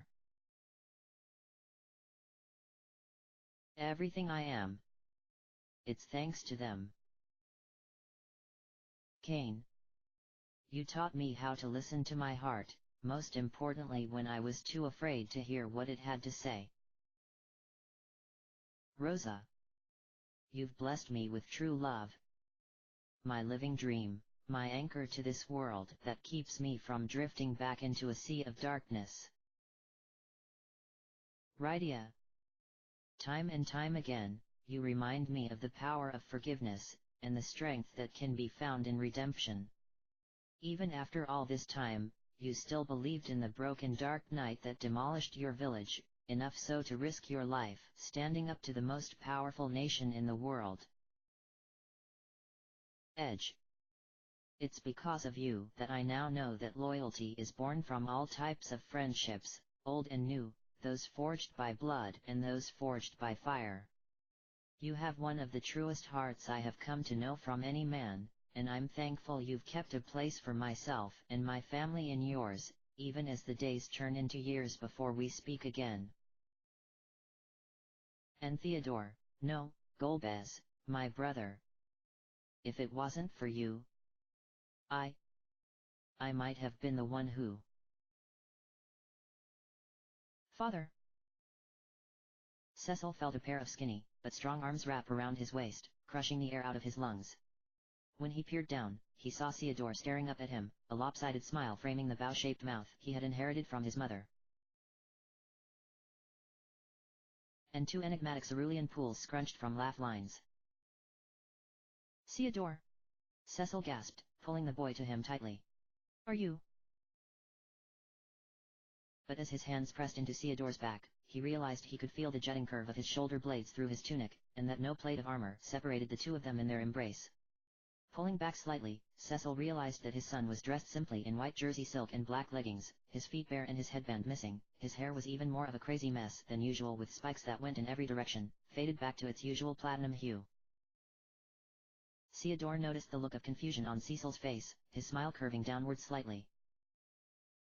Sorry, Father. This is just a daydream. Or at the very least, not quite reality. But I heard your heart crying out, and I just wanted to let you know that no matter what may happen, I believe in you. There's so much else I wanted to tell you, but... He blushed, pushing his hand through his hair. But I think this is most important for now. Theodore. Cecil shook his head, smiling. When did you get so grown up? Maybe since I started realizing we have more in common than I ever thought. Theodore tilted his head. And that our differences were because you only wanted to make things better for me than they were for you. Thank you, my son. Cecil pressed his lips to Theodore's forehead, closing his eyes. Thank you for helping me realize what it was my own father was fighting for so long ago. The moment you came into this world, I finally understood what it meant to truly fight for the future. He felt himself stumble forward as his hands plunged through warm air, and when he opened his eyes, he found Theodore was gone. In the boy's place was the sword Cecil had received from the Dark Knight, sprouting out of cluster of crystal and brimming silently with hallowed light. When he lifted the blade, holy-tinged orbitals of magic raced through the curve of alabaster steel, transforming it into dazzling crystal and spraying over the floor, igniting violet firelight at Cecil's feet in the hanging darkness. He could feel everyone's power coursing through the chambers of his heart, racing through his veins with the speed of light and enkindling his every last cell with divine radiance. Cain's devotion, Rose's love, Rydia's compassion, Edge's loyalty, Theodore's resolve, and Golbez's courage. He could feel their strength pulsing through his fingertips into the weapon, hear the rhythm of their hearts reverberating with his as the blade silently shed its light. So, this is the true form of the Dark Knight's blade. Cecil thought, his heart racing wildly as he turned it over in his fingers. Exonerated from my blood-stained past and blessed by the crystal's radiance. This is the Lightbringer. Cecil's eyes snapped open just in time to see the creator's monstrous jaws gnash hungrily in his face, the gleam of venom-laced jagged teeth a fraction of an inch from the tip of his nose as a spray of repugnant projectile vomit shot from the back of her throat. Before he could think to raise his shield in retaliation, the acid splashed harmlessly into an invisible barrier with a delicate ripple that bent the air in front of his face, igniting it into a swell of prismatic light that engulfed the party. A beam of light shot out from behind Cecil, plunging into the ceiling of the rainbow dome and releasing an explosion of angel feathers that rained upon them from above. One of the feathers brushed the top of his head and dissolved into moonlit dust, infusing him with a flux of adrenaline and speed that turned his muscles into pure electricity. Behind him were Rosa and Rydia, heads bowed and hands jointed together, their eyes resplendent with the reflection of magic detonating around them as they chanted the miraculous spell. At his side were Kane and Edge, weapons cocked and at the ready. "This is the end of your experiment," Cecil said softly, the reflection of his gaze piercing him 100-fold in the twitching, watery colony of eyes that hovered before him. He swung the light bringer over his head, leaping into the air and plunging it into the creator's chest, the blade slicing cleanly through her back and tearing open an exit wound in the dead center of her wings. She wordlessly took in the stain of red and white that had splattered across hers and Cecil's chests, her eyes then trailing to Cecil's fingers still wrapped around the hilt above her breasts as the crystals above suddenly burst back to life, flooding the depths with sublime light. She reeled back, lifting her arms to shield her face and bleeding faintly. These crystals. Why do they betray me?" Her second mouth carved into the front of her body flapped uncontrollably like a fish fighting for oxygen outside the ocean. Cecil pressed deeper, gritting his teeth as he felt the light bringer tear muscle and marrow alike. "The crystals are choosing life. They have become one with the blue planet's people. And life is what we pray for above all else." "Ugh. Erg." The creator shuddered, slumping forward on Cecil's blade as her eyes slid shut and her arms fell to her sides. Behind her, her wings fell like wilted flowers crushed beneath a boot, feathers scattering into a new and perceivable cosmic breeze. "You must." "What?" Cecil frowned, leaning in so that her lips were inches from his ear. The creator slowly reached up, pressing her frigid fingers over Cecil's hands and lifting her gaze to his. A silent scream rose in his throat as the light from the crystals caught her stare, igniting at the same brilliant cerulean as his own. "Stop. Stop me. Now." She clutched hold of his hands, forcing the light bringer yet deeper inside of her and unleashing a tortured wail as rapidly spreading fissures unfurled throughout her body, rays of ultraviolet shining through the gushing rivers of accompanying blood. Cecil staggered back, withdrawing his weapon as the she began to cough up orbs of light, violet flares erupting in the space between them. "Cecil, look out!" Kane cried. "The crystal shard she swallowed. It's..." The sudden, violent shaking beneath Cecil's feet drowned out Kane's warning, but he had heard quite enough. He turned and fled, jumping from the mutated thorax of the creator and crashing into the platform below in a clumsy dodge roll as her humanoid half exploded from the holy spell the Lightbringer had cast upon her. The mutated half was detonating in a flurry of moonbeams, silver light slicing through the globs of quivering white and shooting into the galaxy above. "The destruction has already begun," the creator rasped, her voice once again crackling over the speakers. Half of her humanoid anatomy had melted back into the waxy form she had first created them with, violet smoke from the spell leaking out of her pockmarked, leaking sores as she shrunk away from them. "My destruction. And that of this moon. You must run." As if to prove her point, a colossal crash of thunder suddenly ripped across the sky, its strength nearly upending everyone standing on the platform below. Are you kidding me?" Edge gulped. "She's trying to take us with her," Rosa screeched, dropping Rydia's hands. Rydia blinked away the trance the two of them had sunken into, her face paling when her mind finally caught her up to the reality of their current situation. "Then we need to hurry." As they scrambled to grab the 8 crystals, Kane knelt over Golbez and Theodore, a cluster of tiles collapsing only feet away. They shattered into diamond dust before sinking to the nothingness below, a bead of sweat sliding down Kane's forehead as he desperately shook Golbez's shoulders back and forth. "This moon is already starting to fall apart. Wake up. Wake up, now." When he got no response, he drew his hand back, taking a deep breath and striking Golbez across the face with a deafening crack. "Ugh." Golbez moaned, his eyes rolling in the back of his head as his body twitched back to consciousness. "Did you enjoy that, Highwind? A race spell would have been sufficient. I'd enjoy it a lot more if we were anywhere but here," Kane snapped, grabbing Golbez's arm and hauling him to his feet. "Can you walk on your own?" Golbez nodded, snatching his arm away warily as a hand-shaped stain of red began to blossom across his cheek. Cecil knelt down, scooping Theodore into his arms as he took one last look over his shoulder at the creator. She was clawing at her melting face now, her bottom half spewing a cloud of innumerable toxins and bodily fluids as it distended in different directions like an overfilled balloon. Whatever was happening to her was nothing they could stop now. when she had assimilated with her vessel, she had most likely absorbed inside of her the controls to the moon as well. He realized with a sinking heart that they truly had no choice but to run, and rose to his feet, clutching Theodore close. Retreat. They bolted down the stairs single file, a chorus of shattering glass clanging overhead as the platform they had been battling upon collapsed in on itself, chunks of crystal and metal raining from the sky that they were forced to dodge when they finally reached the level they had come in on.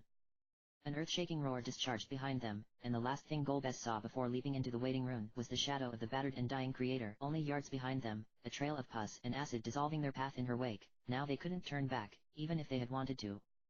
She paused for only a moment, shuddering with an agonizing cough as something small and sparkling flew out of the mutated half's mouth, bouncing delicately on the pathway before sliding to Golbez's feet. He bent down, snatching the acid-worn crystal shard and swiping it across his cloak to clean it off before dropping it into a hidden pocket. She's following us. Something inside of her still wants us dead, no matter what it takes. After rushing through the crystal graveyard, which was now teeming with herds of wild behemoths that Rydia was able to clear out of their way with one of Leviathan's massive tidal waves, they found themselves back in the laboratory, where all hell was breaking loose. Hundreds of steam valves and frayed cords were shaken loose from the ever-worsening quakes, filling the lab with a sticky, obscuring haze that made it nearly impossible to see where the live wires were sparking, if not for their occasional spurts of light. The glass panels on the pods were all either shattered or thrown open, with not a single Maenad to be seen within. That was, except for the one calmly blocking their exit, her curious amber eyes sweeping over them like a solar eclipse. You. Cecil gasped as they skidded to a stop, the party nearly colliding into her. The little girl from earlier pointedly ignored Cecil, tilting her head in Rydia's direction as she came running toward them from the rear. When she spotted the child, her eyes went wide with shock. You're still alive? Where did your friends go? The Maenad rested her hands on her hips, one eyebrow raised. I waited, as you ordered. Seriously? Edge muttered. Does this kid have a death wish? Before Rydia could say anything more, a raucous crash greeted them from behind, one of the pods flying over their heads in the air and smashing into the wall above the threshold of the exit, a shower of debris following. Rydia cried out, shoving the little girl out of the way just as a twisted piece of metal crashed to the ground, fracturing the tile below into hundreds of cracked pieces and blocking their way out. As the creator rounded a corner of now decimated pods, they spotted another pod wrapped up in her endless black tongue that she was preparing to launch. Run. Kane grunted, throwing his weight against the metal to push it out of the way as the creator flipped her tongue into the air. Suddenly, a chorus of voices greeted them from above, a flurry of delicate white feet falling away from the exposed ductwork in the ceiling and touching down between the party and the creator. It was 3 Maenads, their right hands extended toward the creator in mid-spell. Escape while you can. We will stop her. In tandem, they fired off 3 flare spells, all of which collided with the creator in a massive explosion. What? Rosa gaped, and Cecil shook his head, smashing his foot into the debris Kane had nearly shoved away as Theodore jostled in his arms. Forget it. If they want to help, let them. The scrap metal finally crashed out of the way, exposing their exit once more. Rydia pulled away from the girl, who was staring at the backs of the Maenads waging battle with the creator, her eyes lightless pools reflecting only the searing light of the flames that had suddenly overtaken the pod the creator had been carrying and was rapidly climbing their way up her tongue to consume the rest of her. Rydia fell back on her heels as she silently observed the child, her pulse throbbing in her ears. I've seen this very same face in my dreams.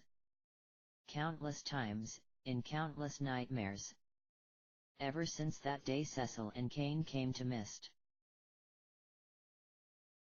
The face of a child watching as everything she knows and loves burns before her very eyes. Then the overwhelming despair sinks into the hollows of your bones where hope once lived. And innocence dies upon the pyre of war forevermore. Come along with us. Rydia burst out, and the party stared at her, dumbfounded, as the little girl absent-mindedly reached up to smooth down the hair that was sticking out of her barrette. The spontaneous request did not seem to please or infuriate her, but after what felt like an eternity, she finally tore her gaze away from the other Maenads, blinking up at Rydia. Understood. Rydia. Edge crossed his arms, raising an eyebrow. Are you sure? She is small. but she's still with the enemy. I'm sure, Rydia mumbled, rising back to her feet as the little girl quietly fell into step behind her, waiting patiently for Kane to open the door. Please, trust me. And for once, Edge had nothing more to say. He shrugged, turning to Cecil and Rosa, both of whom were still eyeing the girl like she was a ticking time bomb. Well, if that's everyone, should we teleport ourselves out of here while the Maenads take care of the Creator? Oh. Rosa blinked, snapping out of her trance. She had only heard half of what he had said yet comprehended it entirely. That's a great idea. Everyone, hold on to me. Rydia grabbed the child's hand as everyone huddled in close, and Rosa cast the spell. But when nothing happened, she pressed her hand to her mouth, gazing up toward the ceiling. It's too unstable in here. The dimensional folds that were keeping this place functional are twisting out of control. The magic just bounces around like a rubber ball against a wall. It doesn't know how to find us a path out. The garden where we fought Bahamut may be our best bet, Cecil offered. The air in there felt different from everywhere else on this moon. It may be the only non-artificial environment left in this place that the Creator didn't warp to meet her needs. We'll try again there. Rosa nodded. Let's hurry for the gardens. As they threw the doors open to the next corridor, the battling Maenads' collective pleas reverberated in all their minds, echoing as gently as the spill of a teardrop in the vast ocean in the same detached tone the mysterious girl had always used with them throughout their encounters. Watch that child. In the stretch of the next corridor, the Creator once again forced her way through, laughing manically as she unleashed a cloud of poison gas that raced after the party in swirls of putrid violet. What happened to the Maenads in the lab? Rosa gasped. Did the Creator? The child glanced over her shoulder as Rydia desperately pulled her along, watching languidly as another pair of Maenads teleported behind them and stalled the Creator with a flurry of black magic. Again, the distant voice of the mysterious girl cried out to them, and Rydia watched the girl silently mouth along with the voice, her eyes unblinking pools of liquid gold. That child is us. Almost. There. Kane huffed, and Rydia gripped the child's hand tighter, lowering her chin to her chest. This girl. She's your last hope to experience the world the way you've always longed to. Isn't she? They tumbled into the next portal, which had appeared as soon as they approached. Cecil wasn't sure if it was the Maenads' doing, or if the ship was so far gone that everything was starting to short-circuit, including the Creator's magic. The party spilled into the garden, and Rosa wasted no time attempting teleport again. A delicate haze of light had begun to wrap itself around their forms when a terrible tremble rocked the garden, sending surging plates of rock and crystal into the group and tossing them away from each other. No! Rosa shrieked, the spell fading from her mind as she smashed into one of the fallen archways. Above her, the Creator's bloated form squeezed out of the collapsing portal, drifting over her in a cloud of stink and rot that she had to cover her face from to keep herself from vomiting. The Creator had become a charred, broiled and decomposing mess. Her humanoid figurehead had nearly completely melted into a puddle of gassy syrup that was dripping on the ground as she floated by, occasionally expelling bubbles that make a sickening cracking noise as they popped. The pulsing collection of eyeballs and spikes that made up her abdomen were dripping with an excess of green, brown, and purple venoms, a section of which that would occasionally tremble and ripple beneath the mound of swollen white flesh to produce a new half-formed eye or impotent spike. Stay back! Rydia cried, pushing the child behind her.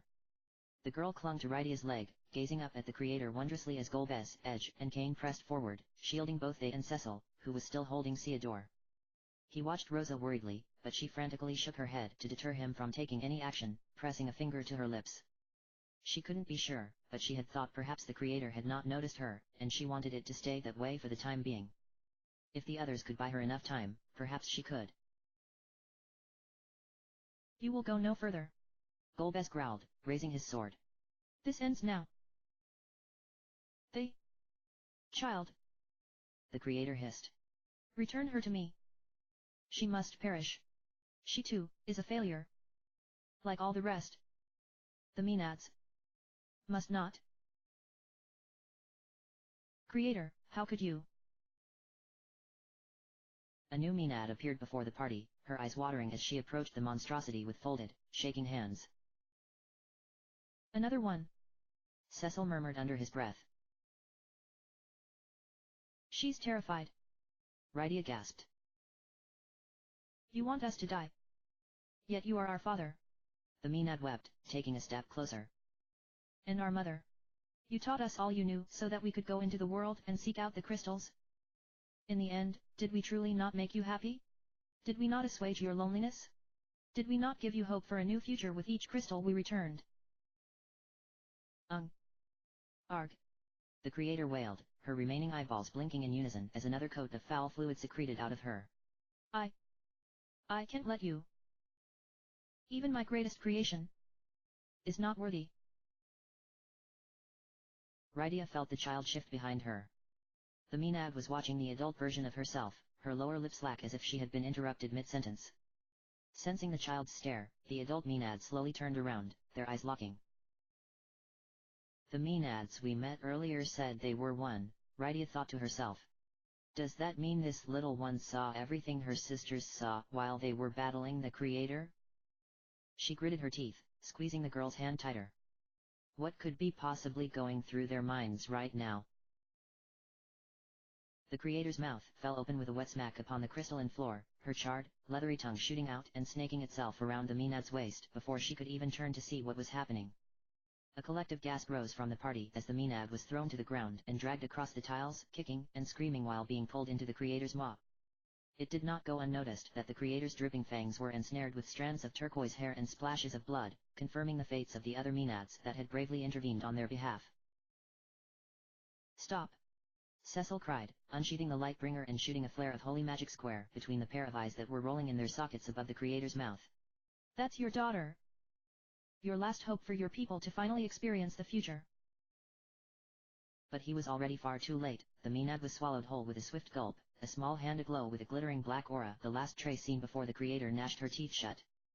The little girl suddenly broke away from Rydia, staggering forward and collapsing to her knees as she drank in the creator's gratuitous digestion of her sister. Frozen in place, Rydia could only stare as the child lowered her head, weeping under her breath as she slammed her palms to the ground and a familiar, cold voice poured out of her. That child is our future. That's the mysterious girl's voice. Golbez blinked. How is she? A piercing whistle streaked across the sky, interrupting his thought. He looked up, watching as a flaming ball of rock came racing toward them across the gardens, a glittering tail of fire and starlight scarring the obsidian space with a pulsing afterglow in its wake. Moments later, hundreds more joined it, filling the sky and enkindling the gardens with garish incandescence. Meteor! He and Rydia called out at the same time, as masters of black magic, both of them handily recognized that spell. The first volley began to pound the creator, a chorus of snapping bone and tearing flesh rising with the ash and billowing smoke of the spell's rampage. The Maenads.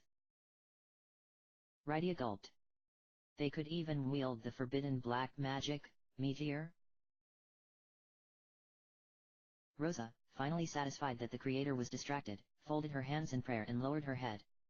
The familiar, warm light of teleport magic washed over her and the others once more, and she permitted her mind to go blank and free in the throes of the spell.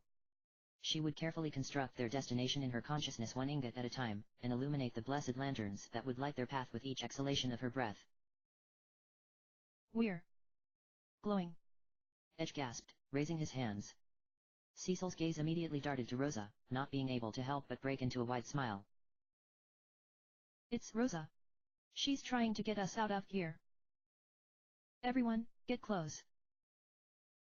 Come, Rydia sniffled, pulling the still-stunned little girl to her as the second wave of meteors that had been queued in the sky took their turn in the assault. They dashed past the creator and the surrounding cluster of hovering rock, not able to bear even a peek to see what was left of her. Rosa felt Cecil's arms wrap around her from behind and pull her into his chest. She would know that embrace anywhere, even if she had lost all of her senses, and she could feel the flutter of Theodore's heartbeat against her back, too. A few seconds later, she felt the others scramble to take hold of her arms and legs and each other, her eyes snapping open as a pillar of light smashed into them from above. It was faint, but she could hear the voices of their friends calling out to them in the light, begging them to come home. Their prayers had broken through the staggering, twisted dimensions of the true moon and had paved their road to freedom. It's working. Rosa whispered, her voice fading away as the world around her became drowned in white. Cecil sank into her dissipating form, his eyes drifting shut as the creator's voice danced over the last twinkling motes of light that burst behind his eyes. Thank Thank you. Thank you all.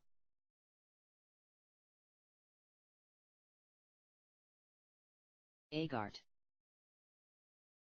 Now, maybe I can finally get some sleep, the scholar thought to herself, the mattress sinking beneath her backside with an agonizing groan. She had been up with Corey for the gods knew how long, measuring the movement of that dread moon in alternating shifts and racking her sleep-deprived brain with mathematical calculations that would help them determine how long they had until it inevitably breached their orbit. The number they had arrived at when all was said and done was of no comfort to her. It was hours, not days, that they had left until the collision, and Corey was fully convinced that no living being on their planet would ultimately survive. Certainly, there will be some people still left standing at first, he had depressingly droned on over his 20th cup of coffee as she stared, dead-eyed, into the microscope and tried to concentrate on the measurements she was taking.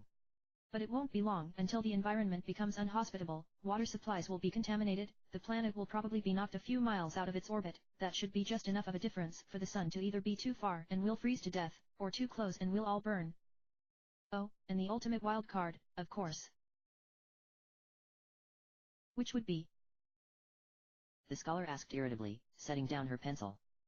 She knew he wouldn't actually continue his little speech until she engaged. Humanity. We tend not to do well in crisis situations like this. The surviving population will probably fall to a war over resources before the environment kills them off, anyway. And that's my cue to get some sleep, the scholar groaned, standing up from the telescope. If she was going to have any chance of becoming a war-ravaged scavenger in this horrible new tomorrow, she needed her beauty rest. May I be excused?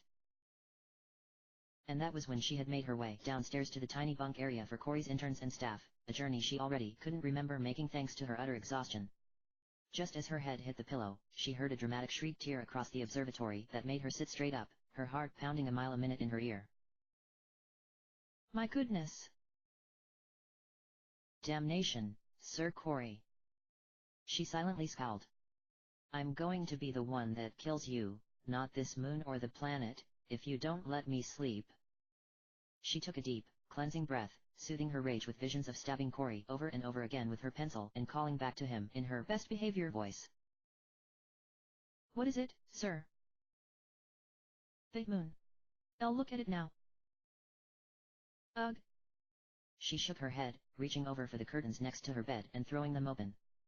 She wasn't sure why she had bothered to keep them closed, it was now so dark outside that they had been rendered useless, but she supposed that just because the world as she knew it was coming to an end, didn't mean she actually had to watch it go down. She was half expecting to see a swell of white blind her before the moon crashed directly into ARandomAudiobookAppeared. It would, rather ironically, she thought, being a burgeoning astronomer and all, be the last thing she saw before her demise, and that would be that, game over, the end, try again next time.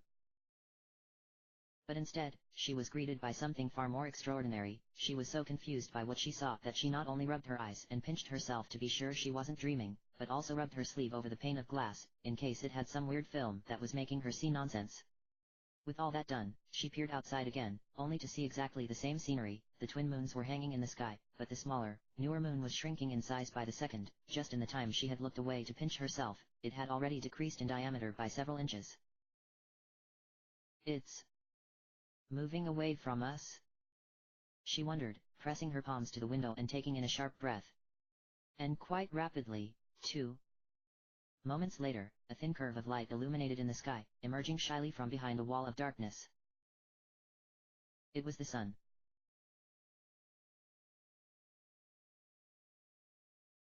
Rydia shook her head one last time for good measure, silently reaching for the switch on the panel that would shutter the window she had been staring out of for the gods knew how long. She had kept wandering over to it as she paced on the bridge, not able to believe for more than 5 seconds that her eyes were not deceiving her before going back to check on it again. She could tell that Luca was getting irritated with her. Every time she opened that particular shutter, it released a spill of silver light that distracted Luca from her position in the cockpit where she was trying to steer them home. She had begged Golbez to override the newly restored crystal of flight's controls so she could take the lunar whale for another, decidedly less stressful, spin, and much to everyone's surprise, he offered her a half smile and conceded without argument. Rydia was sure that Luca's being accommodated was the only thing buoying her mood enough to keep her from launching her axe at Rydia's head. It's really leaving, isn't it? The moon. Rydia murmured. Her fingers were twitching anxiously, inches away from the switch. She nearly jumped out of her skin when she felt someone's breath on her neck behind her, and whirled around, only to see Edge staring at her with a raised eyebrow. Do I have to tie you up? He grinned down at her hands, and Rydia flushed, her hands fluttering behind her back. That is not necessary.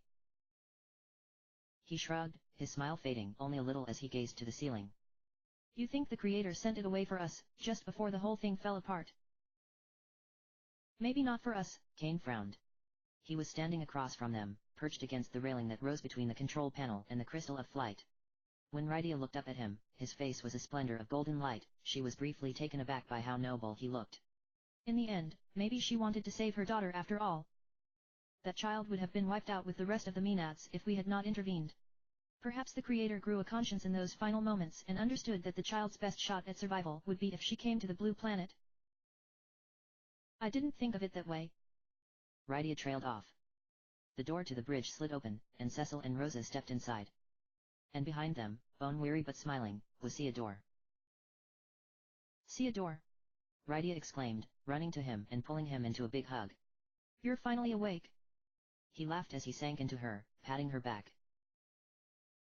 Hi, Rydia. He pulled away, looking up at her curiously. Hey, I just realized. You cut your hair, didn't you? Did that happen while you were fighting the Creator? No, Rydia huffed, crossing her arms. It was, well, before you decided to take your little nap. Boys are totally oblivious, aren't they? Rosa giggled, and Cecil quickly looked away, pretending to find something on the wall very fascinating. He hadn't noticed a thing, himself. Well, in his defense, your hair is always a massive ball of knots, so who would notice if a foot or two was gone? Edge snorted. Rydia gasped, spinning on her heel and raising her fist. Take that back. I thought you said you liked long hair on girls. I do. Edge stammered, turning red. Wait, when did I say that? I don't remember. About 16 years ago, jerkface. Rydia hissed. We were in Cecil's throne room, it was just before he came down and told us Rosa was pregnant. Of course, you were probably 3 sheets to the wind by then. I seem to remember you being very intimate with a bottle of champagne. Oh, yeah, Edge blinked. You actually listened to me. I wasn't growing it out for you. Rydia flushed. But yeah, I remember what you said. But only because I don't have the memory of a goldfish. It's not a big deal. Edge and Rydia were there when you found out you were having me. Theodore smiled, his voice rising slightly to account for the bickering that had started to escalate behind them. What was the occasion? Nearly everyone was there that night. But it's a long story, dear. Rosa sighed, patting him on the head. One your father can tell you sometime. I wasn't around for most of it. Being pregnant with you was not exactly a picnic. Geez, Theodore pouted. I don't need to hear about that. Heh. Rosa shook her head, pressing her fingers to her lips. But now that I think about it, that was really when all this began, wasn't it? I never imagined that the crystals were created for that purpose, and that the Creator had us in her sights even all that time ago. I'm still in shock. What does this mean for the future of our crystals? Kane frowned. Their master is gone. Along with all those other crystals in the graveyard that we couldn't save. But the light has not left our 8 crystals since we fled the moon. And then we come back here to the lunar whale, only to find that the crystal of flight is restored as well. It's like none of this ever happened. Cecil shook his head. I have been wondering about that myself since we escaped. I almost feel as if it's not a matter of the crystals themselves. Regardless of their true purpose, it does not change the fact that they have always been a tool to our people. Just like my sword or our magic. So, like any tool, it all depends on how we decide to use them, doesn't it? Theodore asked, and Cecil nodded. Where are the crystals now? Sid called from across the room. He had been helping Luca co-pilot, being surprisingly reserved in his directives to her, so much so that they had forgotten he was in the room. When the 7 of them had suddenly appeared on the lunar whale in the literal middle of Palom and Porum's prayer session, Sid had gotten so excited just to see them alive that he forgot to inquire if they had rescued the crystals or not. Golbez gave them back to their respective guardians, Rosa smiled. Palom and Porum have the crystal of water, Edward and Harley the crystal of fire, Leonora the crystal of earth, Yang and Ursula the crystal of wind. And Kalka and Brina are keeping watch over the crystals of darkness. Luca chimed in. They're tucked in with that little girl you found, having a slumber party. Sid raised his eyebrows. Ah, yes. The little. What did you call her? She's a Maenad, Rydia explained, her face falling as she lowered her head. The last of her kind, now. She is a cutie, Sid smiled. Think she'd be interested in my mid? I can't even imagine how she would respond to that, Rydia murmured, and Edge laughed. Sid, if you want your grandson to learn how to be a lady killer, you know only who to ask. Sure, Sid said dryly. But it's nobody on this ship. Ouch, Edge groaned, but was still grinning like a fool. I'll let that go, for now. On account of my being in such a generous mood after saving your arse. Yet again. Excuse me, you little punk. Sorry. But I'm starting to feel sleepy already. Theodore yawned, making no attempt to cover his mouth as Edge and Sid started getting into it in the background. I think I'm going to try to get some more rest before we get home. Good idea, Cecil nodded. There will be a lot for us to do if our last conversation with the Chancellor of Damsion was any indication of what happened while we were gone. Are you sure you're okay otherwise, dear? Rosa fretted, pressing her palm to Theodore's forehead. We still don't quite understand what the Creator did to you and Golbez. I'm fine, Mother, Theodore squirmed out of her grip. Honestly. The whole time I was gone, I could still hear you and Father, and all the others, calling out to me, giving me strength. I never felt alone. I'm just sorry that I wasn't able to help more. You've done quite enough, Rosa sighed. Now go on, get to bed. We'll wake you when we're home. Home. Theodore smiled as he turned to exit the bridge. Never has that word rung so sweetly in my ears. He waved to the others as he passed them by in the commons. Everyone was clustered in different conversations that seemed to blend into each other, the hope in the air so buoyantly thick that Theodore was tempted to do a little leap into the air and pretend to grab some of it. The only thing that stopped him from his random outburst of joy was a pair of cool, champagne-tinged eyes he spotted watching him covertly as he drifted by. He offered a secret smile, not being able to help himself, and Ursula blinked, the corner of her mouth twitching as she quickly spun away and gave her full attention back to her conversation with Edward and Harley. I think I get why Ursula likes teasing me so much now. It's kind of fun. I could get the hang of this. In the bunks, he passed by several occupied rooms. He knew the child Rydia had rescued was in one of them with Lucas dolls, and remembered how Porum had practically assaulted him as soon as he stepped into the hallway with one of her soft hugs that made him feel fluttery in his chest before she herself had retired. But a final room before the one he had claimed for himself had a door halfway open, and he noticed a towering figure in black paused at the room's porthole, lost in a trance. His eyes were reflective pools of starlight, the very essence of the cosmos themselves. He has the same exact look Father gets on his face when I catch him staring at the moon. Golbez? Theodore asked before he could stop himself, halting in front of the gap in the threshold. Golbez turned, one eyebrow raising as he took in his visitor. Theodore. You're awake. Not for long. Just visiting with the others on the bridge took a lot out of me. As is typical with that particular group of individuals, Golbez smirked, and Theodore couldn't help but choke out a laugh. Even if his parents and their friends hadn't met Golbez under such acrimonious circumstances, Theodore didn't have a hard time believing that their personalities were such a clashing mix that they were still fairly happy with keeping each other at an arm's length when necessary to preserve the peace. So? Theodore scratched his head, his eyes nervously darting to the ground when he realized Golbez expected him to do something other than laugh awkwardly. He had been the one to interrupt the man, after all. I just wanted to thank you for what you did. I don't remember much, but my parents said you went after me when I fell under the Creator's spell. I did, Golbez said, resting his hand on his hip. But it's nothing you have to thank me for. I'm afraid I wasn't very successful in stopping her from getting her claws into you. That doesn't matter.